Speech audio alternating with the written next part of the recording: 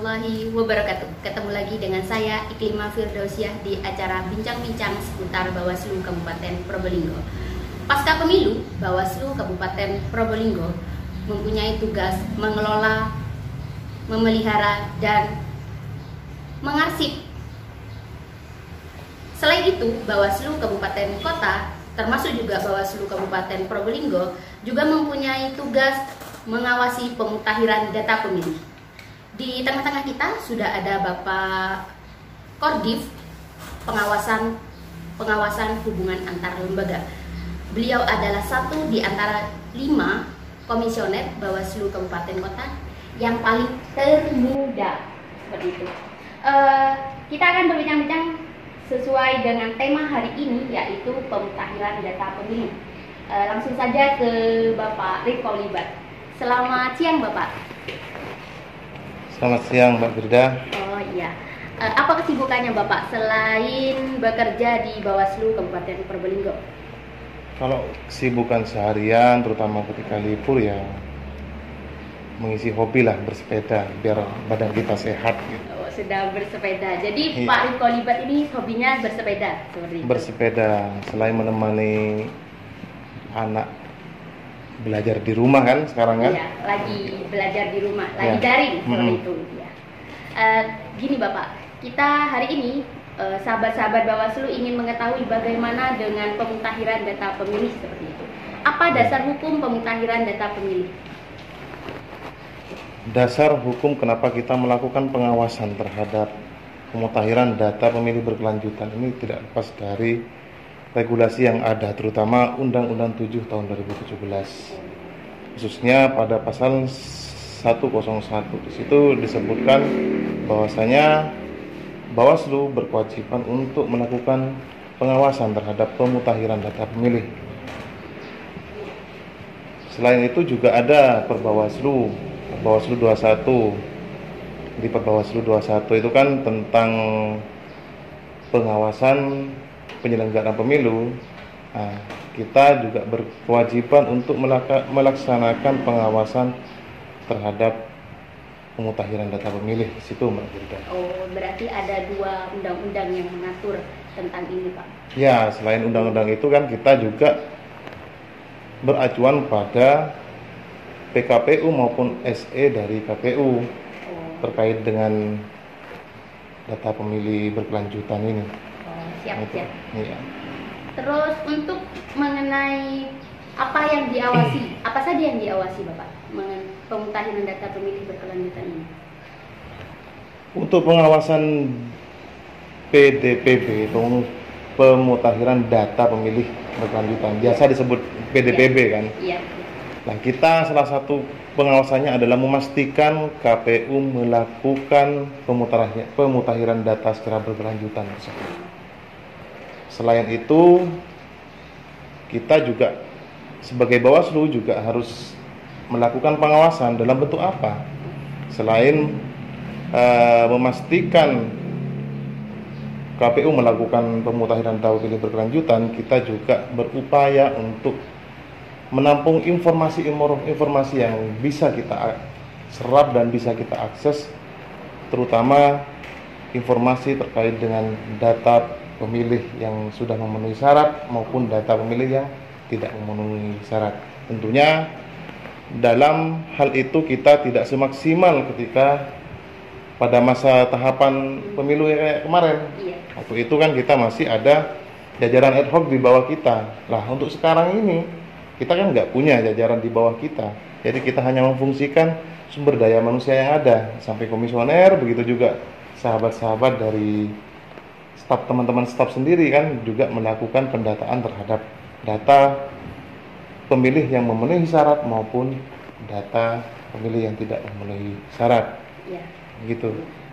Itu setiap, kalau bahasanya saya itu di-upgrade-nya itu per bulan atau per 6 bulan atau seperti apa Pak untuk data pemilih berkelanjutan? Kalau mengacu pada SE KPU 181 dan 550 kalau nggak salah ya, keliru ya. Iya, Pak. Di situ kan KPU Kabupaten berkewajiban untuk melakukan pemutahiran selama tahun 2020 ini dari Januari sampai Desember. Dan KPU Kabupaten Probolinggo melakukan pemutakhiran tersebut tiap bulan. Salah ya. Namun kalau kita mengacu pada UU7 tahun 2017 pasal 201 ya, 201 di situ ada ayat yang menyebutkan bahwasanya KPU berkewajiban untuk mengkonsolidasikan terkait data pemilih tersebut dengan pemerintah. Kalau ngomong pemerintah di tingkatan kabupaten kan dengan Dukcapil gitu ya. Ya. Kayak gitu, Mbak. Kita berupaya kemarin kan sudah melakukan kayak rapat ya yang kita selenggarakan di sini kemarin, melakukan rapat dengan mengundang Dukcapil, begitu juga KPU. Itu tidak lain adalah bentuk upaya kita bagaimana kita memaksimalkan proses pemutakhiran data pemilih. Gitu. Perbedaan yang mencolok dari bulan Agustus ke bulan September untuk pemutakhiran data pemilih, untuk angkanya atau seperti apanya Bapak pengawasan kita ini? Kalau data yang kita dapat dari KPU barusan ya, ketika melakukan rapat pleno untuk daftar pemilih itu mengalami peningkatan sebanyak 343 kalau nggak salah ya, 300-an lah gitu, 343 kalau nggak keliru ya Mbak. Jadi ada peningkatan di situ. Namun kami kan sebagai penyelenggara yang melakukan pengawasan, dia juga melakukan saran juga terhadap Bawaslu, terhadap KPU agar KPU lebih menginsentifkan koordinasi dengan Dukcapil, begitu juga lembaga-lembaga yang terkait dengan data pemilih ini, misal kayak pengadilan agama, itu kan. Kayak dinas sosial, dan kebetulan saat ini kan ada sensus penduduk ya, yang dilakukan oleh BPS. Yang mungkin setelah ini KPU saya harapkan untuk melakukan koordinasi juga dengan mereka. Bagaimana proses sensus penduduk itu kan juga bisa dijadikan referensi oleh KPU untuk dijadikan pertimbangan atau masukan dalam proses pemutakhiran data pemilih berkelanjutan ini. Mengenai kendala apa saja yang dihadapi oleh Bawaslu terutama di kabupaten kota, Kabupaten Probolinggo ini mengenai pemutakhiran, Pak? Kendalanya pengawasan kita itu apa saja, Pak? Satu ya, kendala yang kita hadapi terutama dalam bentuk pengawasan kita itu kan ketika melakukan koordinasi dengan Dukcapil seperti yang kemarin itu. Nah, pihak Dukcapil itu tidak diizinkan untuk membuka data by address-nya itu terhadap kita. Begitu juga dengan KPU, itu tidak diizinkan karena itu menjadi salah satu kerahasiaan dari Dukcapil yang tidak boleh dipublikasi maupun diakses oleh lembaga-lembaga atau masyarakat umum gitu. Apalagi sekarang belum ada instruksi dari Kemendagri yang mengizinkan Dukcapil tersebut boleh memberikan data by name by address atau biasanya disebut dengan DP4 kan ya, terhadap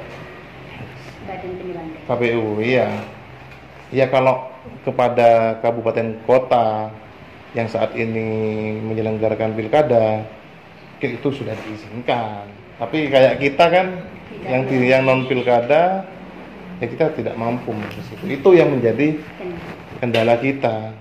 Pak Ibad selaku Koordif pengawasan hubungan antar lembaga, itu apa yang diharapkan dari pengawasan pemutakhiran data pemilih ini, khususnya untuk staf Bawaslu Kabupaten Probolinggo atau untuk masyarakat Kabupaten Probolinggo harus seperti apa agar kita bisa maksimal dalam pengawasan pemutakhiran data pemilih ini, Bapak? Satu ya untuk kita sendiri, baik itu komisioner maupun staf, itu kita semaksimal mungkin apabila ada informasi tetangga-tetangga yang ada pemilih yang sudah memenuhi syarat maupun yang tidak memenuhi syarat, baik itu dikarenakan alih status terhadap Polri atau TNI maupun yang meninggal dunia, cobalah kita akses sebagai bentuk pengawasan kita. Nanti kita kan direkomendasikan kepada KPU sebagai saran perbaikan ketika proses pleno pemutahiran daftar pemilih berkelanjutan selanjutnya ini gitu. Samping itu, harapan kami kepada masyarakat Probolinggo lah partisipasi baik dalam pengawasan maupun dalam hal-hal yang lain yang terkait dengan pemiluan, ya tolong lebih ditingkatkan. Agar apa?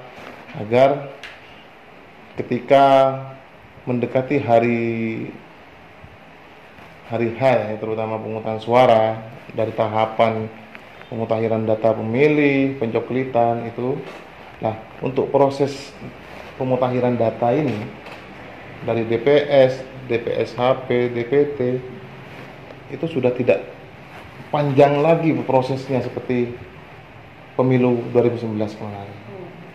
Jika kita mampu memaksimalkan pemutahiran data pemilih berkelanjutan ini, insya Allah saya 100% yakin kendala-kendala yang kita hadapi pada pemilu kemarin itu tidak akan berulang lagi.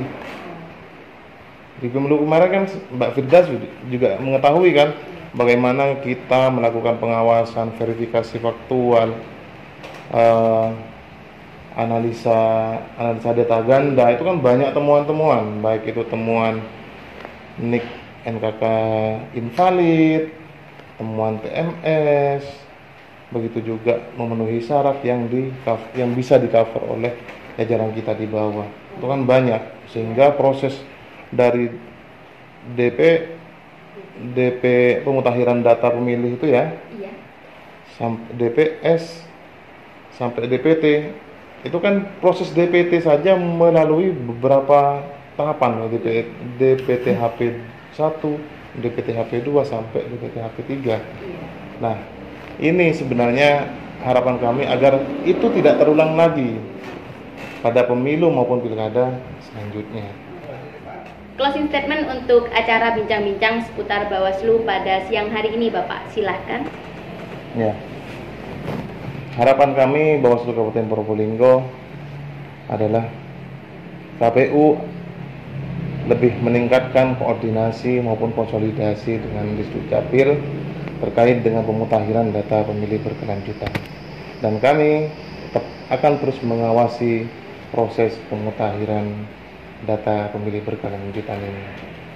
Terima kasih. Terima kasih Pak atas waktunya. Ya, sama-sama. Iya, telah berkenan di acara bincang-bincang seputar. Ya, sama-sama. Ya, terima kasih Pak. Ya. Ya, assalamualaikum. Waalaikumsalam warahmatullahi wabarakatuh. Cukup sekian bincang-bincang seputar Bawaslu Kabupaten Probolinggo pada siang hari ini. Kita akan bertemu lagi di bincang-bincang seputar Bawaslu Kabupaten Probolinggo yang tentunya lebih menarik lagi. Walaupun kita tidak melaksanakan pilkada, kita tetap mengawasi pemutahiran data pemilih, melaksanakan pengawasan partisipatif, dan mengelola, memelihara, dan mengarsip dokumen-dokumen sesuai dengan perundang-undangan. Jangan lupa like, komen, dan subscribe. Wallahul muwaffiq illa Assalamualaikum warahmatullahi wabarakatuh.